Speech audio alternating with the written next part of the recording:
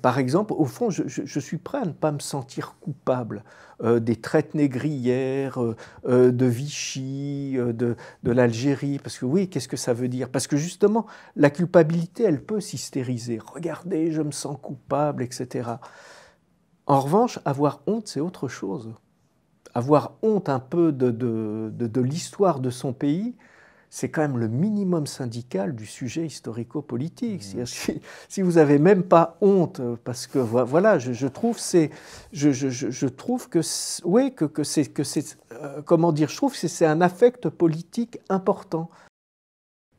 Mais contre ceux que j'appelle les spinozistes du lundi ou les nietzschéens du dimanche, où ça consiste à dire ah ouais non, assez, il faut de la positivité, il faut de la joie, etc. Non, non, je veux dire, on est solidaire d'une histoire, on est solidaire d'une histoire, donc oui, avoir honte, je trouve, c'est un affect, c'est un marqueur historique. Plutôt ce qui m'a frappé en écoutant justement le témoignage de ces femmes, de ces filles, parce que quand même, bon, 90-95%, c'est quand même ça, incesté, violé, etc.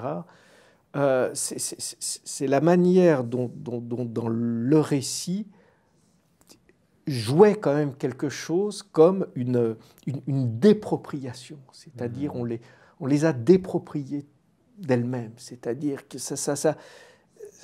c'est pour ça que je suis revenu à Marx en me disant mais oui, c'est vrai que le concept fondamental chez Marx c'est celui d'appropriation, mais c'est pas la propriété.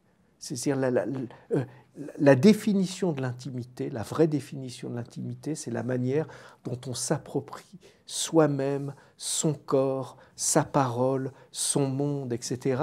Et le viol et l'inceste sont des comment dire, sont des brisures terribles, sont des expropriations absolument terribles, mais pas au sens où on enlève la propriété à quelqu'un, mais où on va le priver de sa capacité à s'approprier lui-même, ce qui se rejoint dans ce qu'on appelle le soi propre, le corps propre, etc.